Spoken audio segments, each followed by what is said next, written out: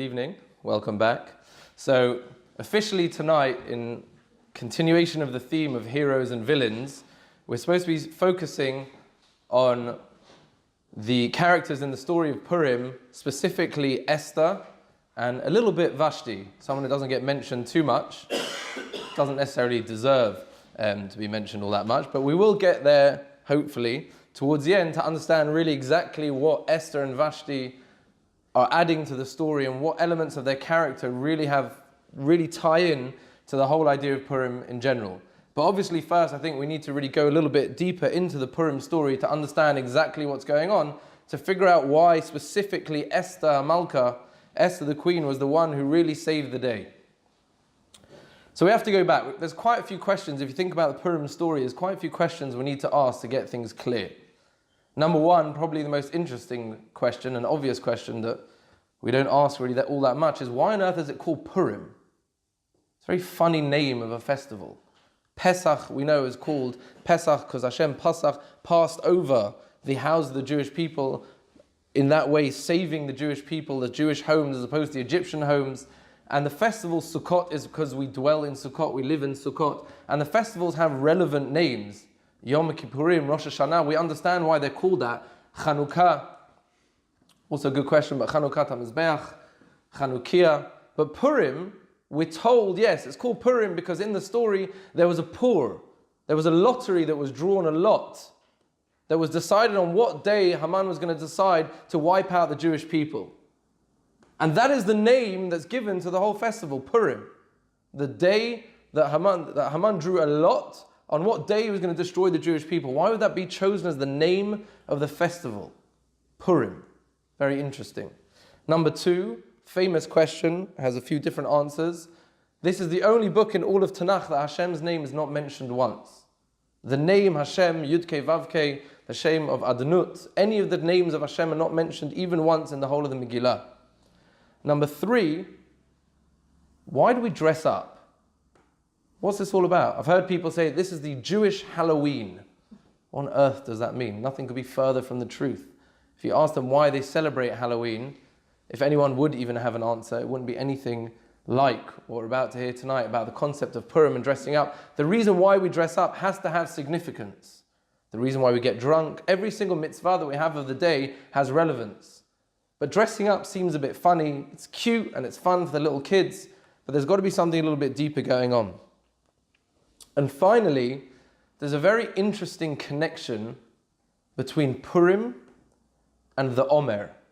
Now, normally when you speak about Sfirat HaOmer, the first thing that jumps to mind is mourning. We think about the students of Rabbi Akiva that were killed, and therefore we have a period of mourning between Pesach and Shavuot. But actually the Omer itself is the 49 days between Pesach and Shavuot, which actually represent or signify the day in which the Omer starts, which is Tet Zayin of Nisan, which is the day that the Omer offering is brought in the Beit HaMikdash. What is the Omer offering? So we'll get there in a second, but there is a connect. Where is the connection between these two things? So two ways. Number one, something that many people don't know, if you were to ask your average person, how long do you think the entire Purim story lasted? A few days, a few weeks, a few months maybe? From the beginning to end, the Purim story spanned over 9 years. And the course of events that we go through in the Megillah and the Gemara tells us, and all these events happened over 9 years. So if I were to ask you, when do you think Haman was hung? So you'd probably think, some people think maybe the day before it ended, the day after it ended, maybe the 13th, the 14th, the 15th of Adar. One of these very significant days that we know that we're told about, the 13th, 14th and 15th. And maybe after everything was ended, that was the culmination. But actually the Gemara tells us that Haman was hung on the 16th of Nisan. Now, of all festivals when we might want to put down something to coincidence, Purim is certainly not it. The underlying message of Purim we're going to see is there is no such thing as coincidence. The enemy of the Purim story we know is Amalek. We spoke a few weeks ago about the idea of Amalek. Amalek were brought into the world to try and convince us of this concept of coincidence, of haphazard, of mikra, things just happening. Purim comes to fight that concept. We're fighting against Amalek. So there's no coincidence. So the fact that Haman was hung on the 16th of Nisan, which is almost a year, 11 months before the end of the Purim story of the 13th, 14th and 15th of Adar. There has to be significance that the day that he was hung was the day of the Omer. That in the times of the temple they used to bring this Korban Omer. What it is, we'll explain in a second. The second connection we see to the Omer is one of the humorous parts of the Purim story we know, is that Achashverosh is disturbed at night and he calls his messengers, his servants, to bring him the books, and he reads through the Chronicles and he finds out that there was someone he actually needed, someone who saved his life, he needed to give reward to, a guy called Mordechai. And he calls in Haman in the morning and he says, I realize that there's someone I need to give honor to. What do you suggest that I do? And Haman clearly thinks to himself, obviously he's talking about me, his number one man, I'm the guy, I'm the real hero. What would I love more than anything? What would an egotistical megalomaniac like myself really enjoy? And he says, perfect. He tells the king, you know what you should do to someone you want to honor? You should dress him in the king's clothes. You should ride him on the king's horse and parade him around town, singing, saying, this is what the king does to a person in which he wants to bestow honor.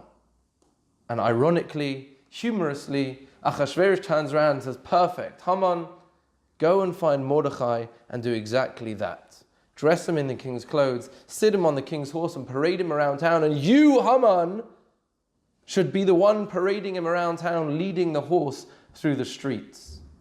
And Haman can't disagree, can't go against the decree of the king. He has left with no choice. He goes to find Mordechai.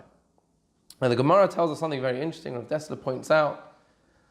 The Gemara says he goes to find Mordechai. Where is Mordechai? Well, where would you expect? There's been a decree against the Jewish people. They're about to be wiped out. It's one of the greatest tragedies of Jewish history. One of the Galiyot. We went through Paras. This is Paras Madai. We went through Bavel, Yavan. Now we're in Edom. This was the Paras Madai, the exile, the terrible, terrible persecution we're about to go through. Where do you think Mordechai should be? He should be running around having urgent meetings. What are we going to do? How are we going to do? Sitting with the council of the elders or whoever it may be, discussing how are we going to save the Jewish people? We're ruined, we're finished. What can we possibly do? And yet, the Gemara tells us that Mordechai is sitting in the Bet Midrash, sitting and learning. Okay, it's very nice, very religious man, the leader, the leading rabbi of the generation. Okay, he's learning. What is he learning, says the Gemara? He's sitting and he's learning with a group of Jewish children. And he's teaching them the laws to do with the temple. And Haman walks in, and first of all, he's struck by the fact that Mordechai, who is leading a nation who's about to be destroyed, isn't panicking, isn't strategizing, isn't planning war. He's sitting and he's learning. He's not training and recruiting troops to fight. He's sitting and he's learning. And then he overhears what they're learning, and Mordechai is telling them about this is what we're going to do when our temple is going to be rebuilt. Haman is thinking to himself, who are these people? What is this guy on? What is he dreaming? He's about to be destroyed, him and all of the Jewish people, and he's teaching these children about what they're going to do when the temple's going to be rebuilt. There are going to be no Jewish people. What are you talking about? What are you doing? But the Gemara tells us it's at that point that Haman realizes that he's actually been defeated. He says, a people like this, a people whose faith is so strong, whose belief in their God is so powerful that they're even talking about their salvation and the other side of what they're going through now, even in the midst of what they're going through, is a people that I will never defeat. But the Gemara goes on. And it doesn't just tell us that Mordechai was in the Bet Midrash. It doesn't just tell us that he was learning. It doesn't just tell us he was learning with the children. He was learning about the temple. But coincidentally, he was teaching them the laws of the Korban HaOmer, the Omer offering. So Rav Dessler says, it cannot be that there is not something very significant linking the festival of Purim to the Korban HaOmer, to the sacrifice, the korban brought in the temple of the Omer. So what could that link be? So we had 4 questions so far. The name of Purim, why it's called Purim, why Hashem's name is not mentioned, why do we dress up, and what is this connection that Rav Dessler points out between Purim and the Omer? So really, to understand the connection and to understand Purim in general, we have to actually look a little bit deeper as to this actual korban, this sacrifice in the temple called the Omer. Now the word Omer itself actually just means a measure. It's a measure of flour that the Kohen, the priest, used to take in the temple when offering this particular offering. Now when would he bring it? We mentioned the second day of Pesach. So the first night you have Pesach, was the Korban Pesach. Nowadays we have the Lela Seder. And then the next day we start counting the Omer. Now for all of us, it's just the second day of Pesach. But what is it actually? So if we take our minds back to the time of the temple, the times where people didn't have jobs that we had, but people were farmers, or whatever they were, the Midrash tells us that the Korban Omer was very significant.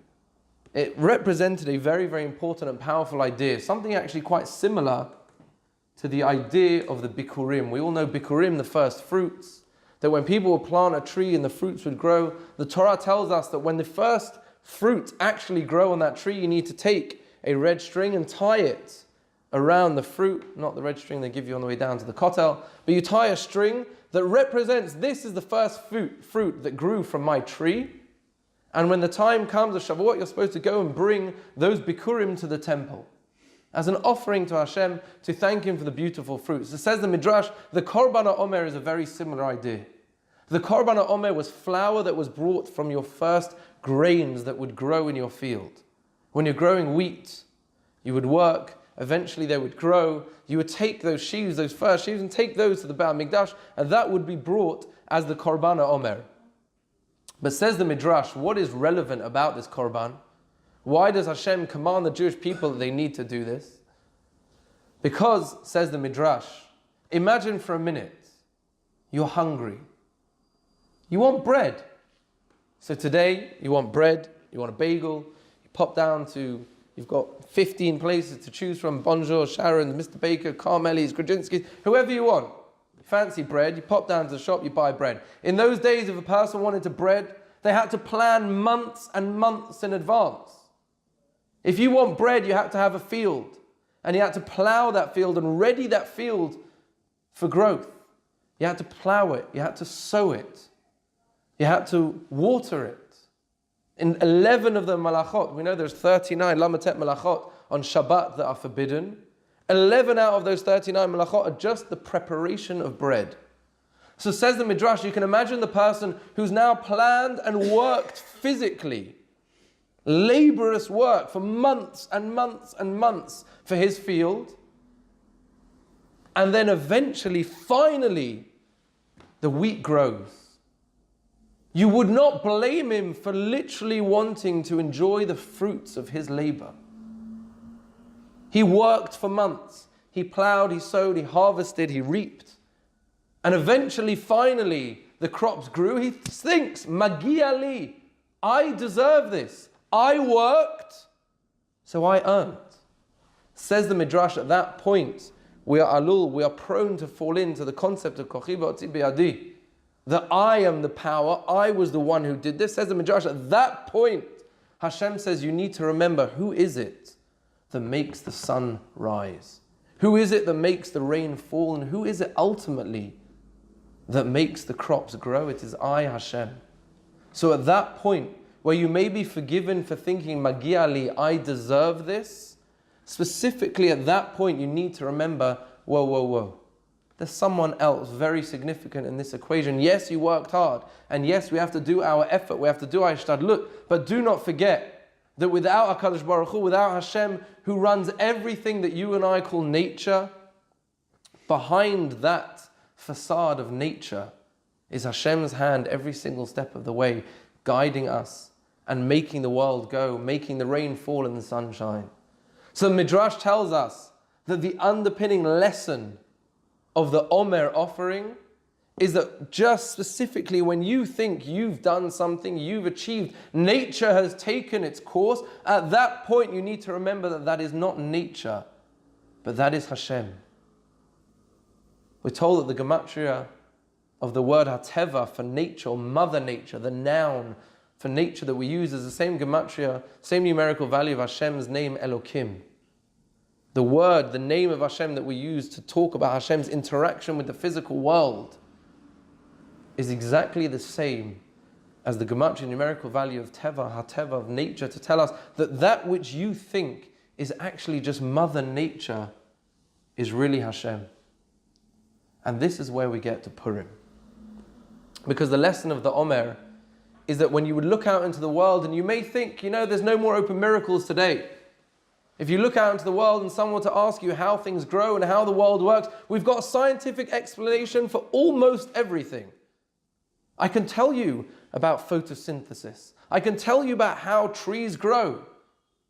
And if you were to ask you or I how to do it, we could explain it beautifully well. There's textbooks all about it. But imagine for a minute you had to explain that to someone from another planet. You and I are brought up in an educational system where science is taken for granted, and we learn about these things when we're 5, 6, 8, 10 years old. Imagine for a minute an alien comes from outer space, lands here from Mars, which we're told apparently isn't too far off the cards. But someone comes from another planet and he asks you, he sees this beautiful apple tree growing in the orchard, and he says, let me ask something, where does that tree come from? And you say, it's so simple. And you take an apple, you cut it open, you pull out a seed, you say, you see this? He says, yeah. So you take this seed, you put it in the ground, and then a tree grows. And on that tree grows apples for hundreds of years. And every time you pull off an apple, a few months later, another one grows. He would think you're absolutely insane. To you and I, that's nature. That's normal. It's no chiddush. It's no big deal. We tell it to our kid like, yeah, it's obvious. Have we ever stopped to think how crazy that is? Rav Avigdor Miller Zatzal wrote books about appreciating Niflaot HaBoreh, the wonders of Hashem's creations, that we so take for granted.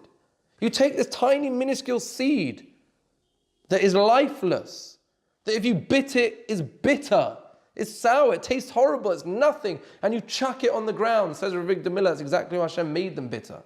Because when birds come, they attack your fruit. If they ate the entire fruit, if humans would eat the entire fruit, there'd be no seeds left to grow again. So the seeds are purposely made inedible so that you would throw them away, so they would go back into the ground and regrow, and that would continue forever and ever. But you and I think that's normal. We think that's nature. Says the Midrash, exactly at that point you need to remember Yad Hashem in the world. A world that you and I see as natural is really Hashem. But it's much more than that. It's not just Hashem. We're told the deeper Sfarim tell us that it's Hashem hiding his face. Hashem chose to create this system called nature. He chose to create a system of world order that things, so to speak, and seemingly run themselves. Which is why there are people who doubt whether God exists, and even if they believe that he exists, they believe that he created a world and it just runs itself day to day. Hashem said, I created this world, but I created this world in a state of Hester Panim, where my face is hidden. The word for our world is Olam. Olam Chesed Yibaneh. Hashem created a world through Chesed. The word Olam, Tikkun Olam we like talking about.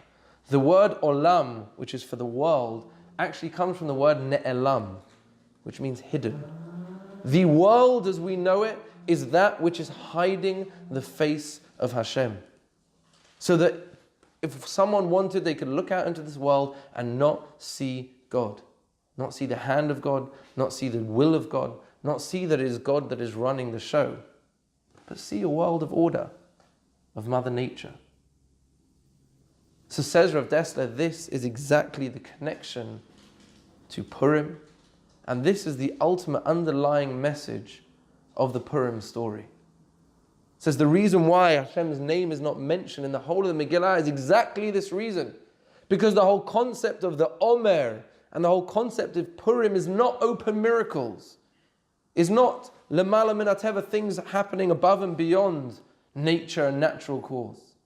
But exactly the opposite. You could read the entire Megillah and not even speak about God once. There is not a single open miracle in the entire Megillah. You could read the entire thing and choose to deny the hand of God. Says Rav Dessler, that's exactly the point of Purim.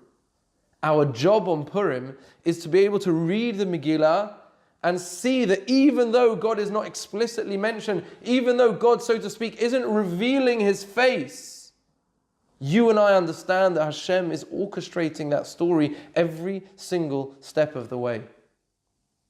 And that is exactly why we dress up on Purim. The reason why we dress up, the whole concept of dressing up, is the idea of a mask. The concept of a mask is to hide your face. Now, why do you hide your face? Why do you wear a mask? Are you trying to honestly and truly trick the people and pretend that you are not you? Now, it works on a 3-year-old or a 5-year-old. But if you've ever tried going to a child that knows you and you just put on a mask, perhaps for the first 5 seconds or 10 seconds or a minute, depending on how slow they are, they might be genuinely tricked. And little children are genuinely tricked and sometimes afraid. It's the first time you take them to Disneyland and they're terrified of the big Snoopy or the big Mickey Mouse because they think it's a real person. They don't understand it's someone just dressed up. But as we mature, and certainly adults, if I were to walk in now wearing a mask, it would take you about 3 seconds to say, come on, Yitzi, we know it's you. So why do you wear a mask?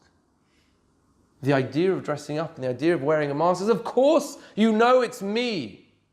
But it's me wearing a mask, which means that at first sight, your initial reaction is to be fooled, is to be tricked into thinking that it's actually someone else.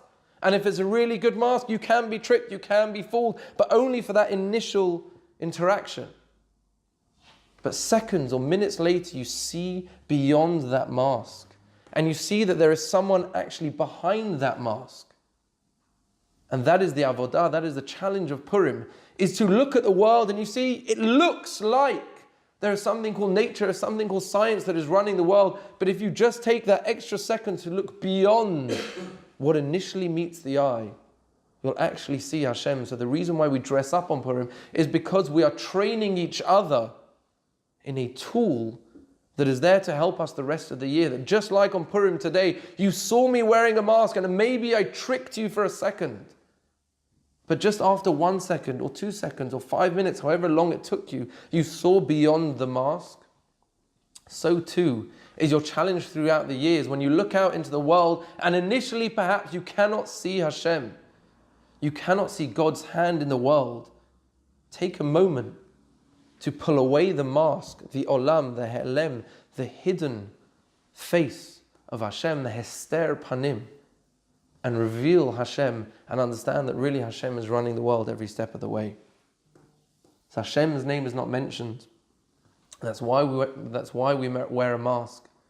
And back to our first question of why it's called Purim, because that is exactly the irony of Purim. Nowadays, when you and I sit there on Purim and we listen to the Megillah being read, it's humorous. Imagine for a minute, you were sitting there in the time, in Persia, in the time of the Purim story. And there was a decree to wipe out the entire Jewish people. You're a Jewish people who'd seen the destruction of the temple.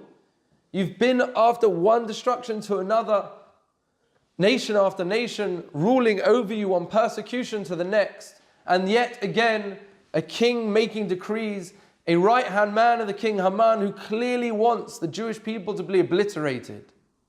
You would be terrified. And every single step of the way, the first few chapters of the story, of the Purim story, you'd be terrified. Haman is made the right-hand man. Esther, a nice Jewish girl, is made to be the queen. That is not a hope, that is a tragedy. Imagine what you'd feel for that nice Jewish girl. Imagine it was your daughter, your sister, your mother, who's now been taken to live with the king who wasn't exactly supposed to be the nicest guy in the world, who wanted to try out every woman from every land. That is now your Jewish girl living in his house. It's a tragedy. And then there's a decree to wipe out the entire Jewish people. And don't forget, before that, just in case you thought there's a glimmer of hope, we have Mordechai, the hero. Imagine you're a Jew at the time. We know, unfortunately, we're living in a times where people love to blame the higher ranking people, the authorities, the rabbis, for things that are going wrong. The tabloids love it, the front page of every newspaper. Imagine at the time, Haman comes along, this megalomaniac on an ego trip, and he says that, you know what, Jews, if you want to redeem yourselves, you want everything to be okay, come and bow to me and everything will be all right. And the rabbis have a whole debate, is it allowed, is it not allowed? Is it avodah zarah? Is he wearing a necklace that will appear to be avodah zarah? And they decide you're allowed to do it to save the Jewish people. Don't have in mind that you're bowing to avodah zarah. Not to get into the halachot now, but it was a time where it was paskind, it was given the halakha, they were allowed to go and bow to Haman. And everyone goes and they bow and they do their thing and everyone walks off and says, phew, we're saved. And after hundreds and thousands of people come, finally Mordechai, the chief rabbi, the highest rabbinic authority of the time, comes along and Haman says, bow down to me or I'll destroy your people. And Mordechai says, no, I'm not going to bow. What would you think of Mordechai at that time? Rabbi, really? Come on! Get over yourself, man. What, you're worried your frock's going to get dirty? Just bow down, get on your knees and bow down. It doesn't mean anything. But it's going to save the entire Jewish people. Can't you do that? Can't you get over your own kavod, your own honor? And then next day, front page of every newspaper, decree to wipe out the entire Jewish people, thanks to the rabbi. Imagine what you would think. And then Haman makes a decree. He tells everyone, go and build, he tells his people, go and build a gallows very, very high, thousands of feet high in the sky, because I'm going to hang Mordechai, and I want everyone to see. If you were a Jew at the time, again, you'd be terrified. Through this entire story, you'd be shaking, you'd be shivering, it would be terrible. 9 years.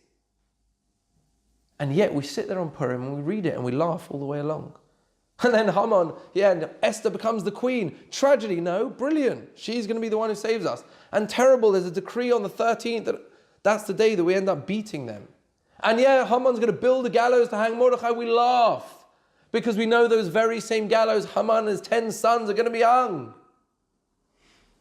That's exactly the point of Purim. When everything seems to be coincidence, seems to be a pur, seems to be a lottery, pure luck, we know now with our hindsight that every single step of the way, Hashem was orchestrating the entire ordeal. And every single moment that we thought, or they thought then was a tragedy, now we see was the building blocks to the salvation. Esther becoming the queen is exactly what's going to save the Jewish people. Haman building the gallows are the gallows that he is going to be hung upon. And therefore the message of Purim is the irony of it all. Pur means luck. The irony is that exactly what you think is luck is nothing other than Hashem's hand. And even when you don't see him explicitly and openly and overtly, it's exactly then when Hashem is still pulling the strings every single step of the way. So that is the Omer. That is why Hashem's name is not mentioned. It's why it's called Purim and it's why we dress up. But the one detail we've missed out so far is what has all of this got to do with Queen Esther? Why Esther? The festival is called Purim, but the Megillah that we read is called Megillat Esther, the scroll of Esther. It's not called the scroll of Mordechai. It's not called the scroll of Paras and Madai, the persecution of the empire of Paras and Madai. Excuse me. It's not called the downfall of Paras and Madai. It's called Megillat Esther. So just to link specifically to this idea, beautiful idea of why it's actually called Megillat Esther, we know that the word Esther comes from the word Hester Panim, to hide. We say the Gemara in Chulin asks, where do we see certain characters in the Torah? We know that obviously you're not going to find Haman and Mordechai and Esther written explicitly about in the Torah. The Purim story was many, many, many years later. But the Gemara says we know that everything is hinted to in Torah somewhere. So where do we see a hint to Haman, to Mordechai, and to Esther? And the Gemara goes through Haman, Amina Etzadat Tovara. It goes through Mordechai, Marar Dror, a spice that was brought, that was made, was used to make an oil to anoint the Kohen Gadol. And finally it says, where do you see Esther, Parshat Hazinu? Haster astir panai. Hashem says to the Jewish people that if you sin, I will hide my face from you. And the word Esther comes from the word Hester Panim, which means to hide. And in fact, the word Megillah means a scroll. But the word Megillah also comes from the word Megaleh. Megaleh means to reveal. The word Megillat Esther can be read, the scroll of Esther. But it also means Megaleh et ha-Hester, to reveal the hidden. The whole idea of the Purim story, the scroll of Esther, we're told it's exactly why the halakha is it has to be a scroll. It can't be a book. Because the idea of a scroll is you do not know what's coming until you open it, until you reveal the next chapter. It's hidden away underneath the rest of the scroll. So you scroll it, you roll it out, and eventually the story unfolds as you roll it out. Legalot et ha-Hester, to reveal the hidden. But Rav Wolbe, based on the Maharal, has a beautiful idea, taking all of this one step further. What is really the connection with Esther? What is it about Esther that makes her the hero of the story? And Rav Wolbe says, or the Maharal says, we first have to understand the difference between Purim and Pesach. We just spoke about now the idea of Purim being Hester Panim, Hashem's face is hidden. There are no open miracles. Rav Wolbe says, famously, many people say this idea, there are 3 levels of miracles that happen in the world. There's what's called a Nes Nigla, an open miracle, which is the splitting of the sea, any time that the laws of nature are totally broken. All of the 10 Makot, the Malbim, it's coming out to Pesach, very good read, interesting ideas. If you look at the Malbim, one of the commentaries on the Torah, the Malbim says that if you look at the Makot, there was 10 Makot. He says Makat B'chorot was the final hammer blow, so to speak, and the other 9 are split into 3 categories. He says each of these 3 categories are there to reveal a different level of God in the world. He says the first 3 are there to prove Hashem's existence. The second 3 are there to show Hashgacha, Hashem's control over nature. And the final 3 are there to show you Hashem's ultimate power and strength in the world.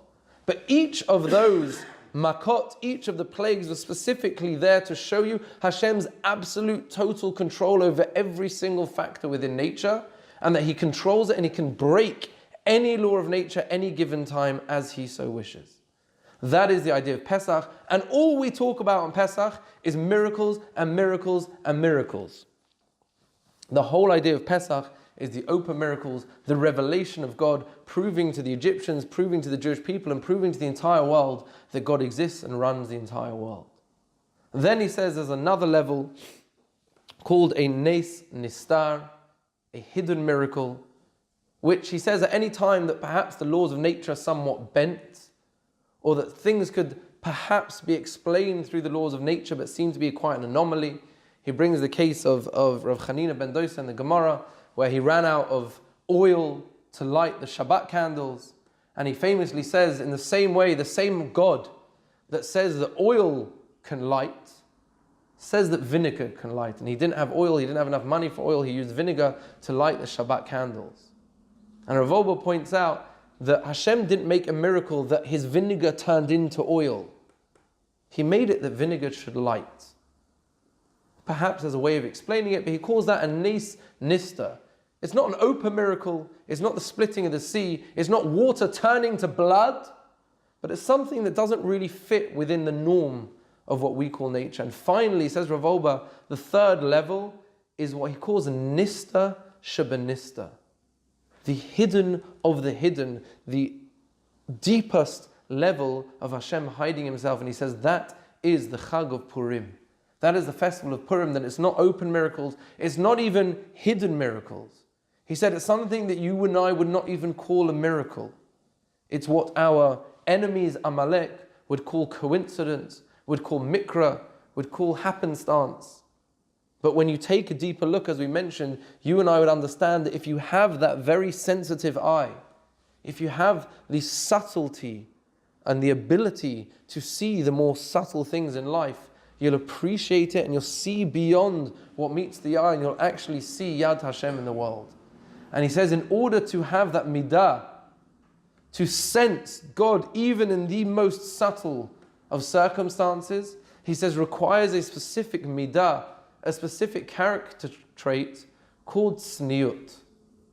And the Gemara tells us that it was in the zechut, in the merit of the tzniut of Esther, that she was zocher to be the heroine of the story, the one who saves the day for the Jewish people in the Purim story. Now, what does tzniut actually mean? We like to translate it as modesty. Nowadays, it's just become a bunch of laws of how long or short certain pieces of garments need to be. But tzniut doesn't mean that. Tzniut is something much deeper than that. Tzniut is a concept of dignity. But in this specific context, tzniut means the ability to hide something that otherwise could be revealed. The ability perhaps to keep a secret. The ability to hide, keep within something that others are happy to expose, which is why perhaps it translates into the way we dress. But it's much deeper than that. We're told that the opposite of Esther was Vashti. Esther was the tsanua, and Vashti, the Maharal tells us, the Medrash tells us, the Gemara points out, was the prutza. Prutza means open. Now you may ask, well, I don't understand. She didn't want to go, her king Achashverosh asked her to come to show herself naked in front of the party, and she said no. Very tsanua. Says the Gemara, why did she say no? It says she was very, very happy to come naked before this bunch of men. And we're told, the Gemara tells us, rather, she had spots. Or one opinion says she grew a tail. But something happened to stop her from doing that because she was so happy to expose herself. She had no issue with nudity. And says the Gemara, says the Midrash, it was midah keneged midah. Hashem was paying her back. Because she had such zilzul, she had absolutely no respect for the concept of tzniut. She was forced to try and expose herself in a way that even she would be embarrassed. Where do we see that she had no respect for it? We're told that she made her Jewish maidservants not only work on Shabbat, but she made them work without wearing clothing. Because she knew that the most terrible, degrading thing for a Jewish woman would be to actually not be covered, to be exposed. And she wanted to break down the midah inside them of genuine intrinsic tzniut. So because she was what the Gemara calls a prutza, someone who's happy just to go and expose herself anyhow and which way, so Hashem punished her that she wasn't able to go and bring herself in front of the people, and eventually led to her death. The Gemara says, by the way, also that's why the Megillah tells us that she made her party, just at the same time there was a party for all the thousands of men, she made a party for the women. And they knew there was going to be alcohol, they knew there was going to be tons and tons of every wine under the sun. And says the Gemara, why did the Megillah need to tell us that that's where it happened? Says the Gemara, because normally in those days when a party was made and there was men who were going to be drinking and there was women having fun, they would do it in separate buildings. There was the women's quarter in another building of the palace. That's where it should have been. It should have taken place, but Vashti specifically wanted to be next door, in the very next room to where the men's party was taking place, because she knew they would get drunk and she knew what that would result in. She wanted arayot. She wanted there to be immoral acts that were going to take place. But we're told that Esther was exactly the opposite. Esther was the ultimate sanua. It says in the zechut of her tzniut, the Jewish people were saved. What does that mean? We know on one level, the Gemara talks about it, not to go into now, but that even when she was forced to be with Achashverosh, to be with the king, the Gemara goes into that even in that circumstance, she acted in a way that she really held back and she didn't want to be there. It tells us, lo biksha davar, that she didn't want anything. She was happy to have no honor, to have no kavod, to request nothing for what she did. But the Gemara says one other thing. It says that in the zechut of her tzniut was really what we call zechut avot, a zechut from her ancestors. The Gemara tells us that the tzniut that we're talking about by Esther was that she wasn't willing to reveal her nationality, where she was actually from, until the last moment. When Achashverosh tried, and he tried very hard, the Gemara goes through time and time again different ways that he tried to sway her and convince her to tell him where she was from, and she didn't, and she refused again and again. She kept that secret hidden. And says the Gemara, where did she get that ability from? It says, B'tzchar tzniut shahaita berachel, that we had by Rachel Imenu. Yatsa, from Rachel, Shaul, King Shaul, who was also tzanua. And from Shaul, we know, came eventually Esther. So says the Gemara, what was the tzniut that we saw by Rachel? It says something very interesting. Famously, we know the idea that Rachel, the amazing zechut she had, she was a tzanua, because she didn't reveal the secret. What secret did she not reveal? Says the Gemara, the simanim. We know the story, Lavan tricking Yaakov. Yaakov worked for 7 years to marry Rachel, and Lavan tricked him on the last day, at the last moment in the wedding itself, and he switched Rachel and Leah. So Rachel knew that her father was very deceitful and very deceiving. So she said to Yaakov, what are we going to do? He's going to try and swap us. I have an older sister. In this town, in this place, they don't allow a younger sister to get married first. So Yaakov says, don't worry, we're going to trick him. And they have a whole conversation. It's very interesting, Rachel and Yaakov, whether it's allowed, it's mutar, to be deceitful or not. And Yaakov explains that in this circumstances, that when a person is trying to trick you, etc., goes into the whole thing. Look at the Gemara about how in this circumstance Yaakov convinces, says to Rachel, we're allowed in this situation to trick the tricker, to be deceitful to the deceitful. And he says, we're going to have simanim, I'm going to give you a sign. And he sits and he teaches Rachel the 3 mitzvot that a woman has, the mitzvah of challah, the mitzvah of hadlakat nerot, and the mitzvah of nidah. The mitzvah of preparing challah for Shabbat, lighting the Shabbat candles, and family purity. He teaches her those 3 signs so that Yaakov would know that when the face is covered and his bride is sitting there, how will he know whether it's Rachel or Leah? He would know because Rachel would then tell him the secret code, the 3 simanim, and he would know that he has the right bride. And it says in the zechut of that secret that they had between Yaakov and Rachel, Rachel had Shaul and eventually Esther. But the commentaries ask a great question. She didn't keep the secret. She told it to her sister. The one person she shouldn't tell was Leah. And Yaakov didn't want to marry her. He wanted to marry Rachel. And Yaakov ended up marrying, so to speak, married the wrong woman because Rachel revealed the secret. So where is the tzniut? How can you tell me she kept the secret? She told the only person she shouldn't have told. So there's a couple of answers the Mefarshim give. One answer, I forget now who said it. One answer the Gemara, the commentaries on the Gemara brings, is they say no, that this plan Rachel and Yaakov had for many years, and the one person who could ruin the plan was Lavan. And for 7 years, Rachel managed to not talk about this plan and not give away the plan to Lavan so that Lavan couldn't plan against it.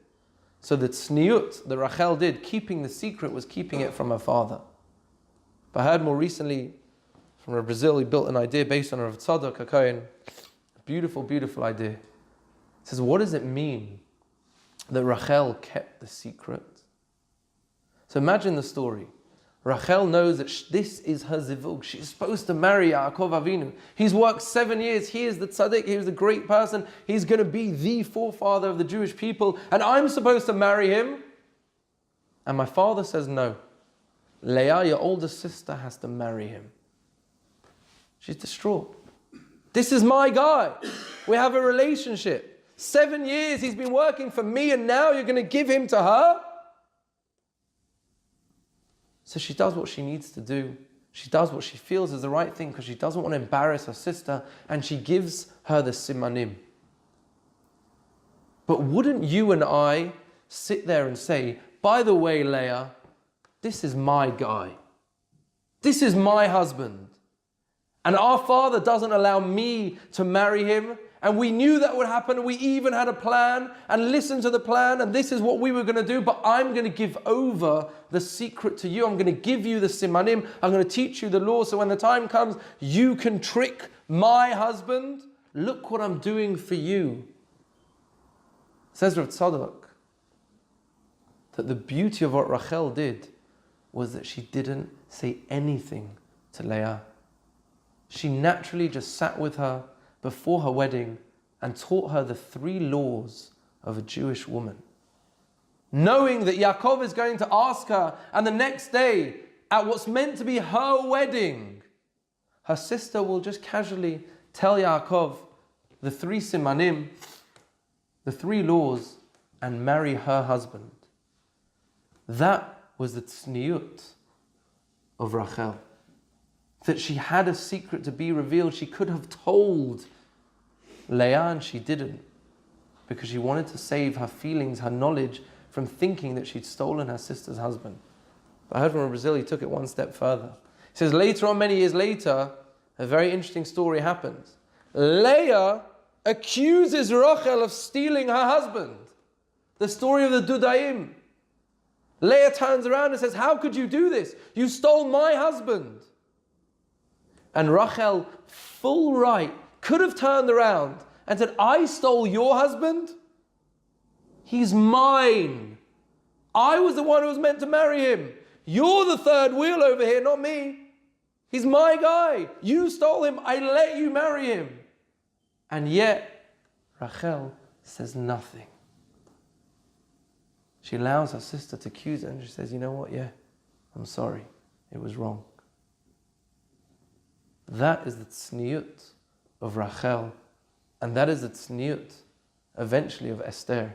The ability to keep a secret inside and not reveal something which so easily can be revealed. And you may have every reason to reveal, but to know when to keep something in and when to allow it to come out was the midah of tzniut that we had by Esther Malka. The Gemara tells us in that Zechut, Esther knew when to keep it inside and only when to reveal it later, which eventually was that which saved the Jewish people, because only at that point, only when she won over Achashverosh and he really loved her, and she turned him against Haman only by saying, that Jewish people that he's made a decree upon, I'm one of them. Only then did Achashverosh say, what? Crazy, kill that Haman.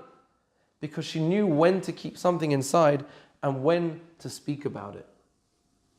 And says Rav Oben, therefore it was exactly this midah of tzniut that Esther had, the midah of tzniut. That is the exact midah that you needed to be the person that in their merit the Jewish people were saved, because it was the midah of tzniut, the concept of subtlety, of seeing the secrets that are being hidden at the time. Hashem was hiding his face. Hester panim, Hester panai. I will hide my face from you. You will not see my face. Only Esther Malka in her zechut, because she knew how to be tsanua. She knew how to keep the secret herself. Was she the one who had the ability to see through the secret, the Hester panim of Hashem hiding his face? Just to end the beautiful story I heard recently about the ability to keep a secret when necessary. There was a Holocaust survivor in America after the war called Rabbi Shabtai Frankel. Some of you may have heard of the Rambam Frankel edition. The Rabbi Frankel made it his life work and invested hundreds of thousands, if not millions of dollars, this is 50, 60 years ago, to try and perfect the manuscripts of the Rambam of Maimonides. He made it his life goal that the Rambam should be perfect, that every letter that people read in the Rambam should be exactly perfect. So anytime he could get hold of a manuscript, he could get hold of an original edition of a Rambam, and the earlier it was, the greater. He would do anything he could. He built an entire office of people, became a publishing place, so that people could sit and work on it day in, day out. And eventually, here's one of the most amazing things, that in the library of Cairo in Egypt, where the Rambam lived, they had an original Ktav Yad manuscript of the Rambam. And he thought, what would it take for me to get hold of it? He makes some inquiries. And as soon as they hear in Cairo that there's a Jew who really wants to get hold of this, they ask an extortionate amount of money. It was worth maybe a couple of $100,000. He called up, they started negotiating. They asked him for $750,000. And he said, if it means that one word in the Rambam is more accurate, it's worth every penny. Unbelievable. So he pays the money and he gets the manuscript sent over, almost 1,000 years old, from Cairo. And it comes in a box, it's very, very delicate. And the whole office is in such excitement. They've been waiting for this day for years and years. They can finally see, even if they just get one page of it. So he takes it up to his office and he opens it, he's going through it delicately, and he gives each guy in the office their turn to walk in, look at it, and walk out. Don't touch it, don't breathe on it. It's very, very delicate. It can't be exposed to the air for too long. And there's such excitement, everyone's going, they're running up to his office, waiting outside, walking in, coming back. One guy's on his way up, and he sees another guy on the way down. He says, have you been in? Have you seen it? He says, no, not yet. He says, where are you going? He says, I'm going. He goes, I'm just going to go grab a coffee and I'm coming. He goes, quickly, come on, this is such an exciting day. So eventually, one by one, they wait their turn and this guy comes back. He's holding his coffee. He walks into the office, and as he gets to the desk, he trips and he spills his coffee over the manuscript, and it almost instantaneously disintegrates. Reb Shabsai Frankel walks straight out of the office. And this guy thinks, I'm finished. My life's ruined.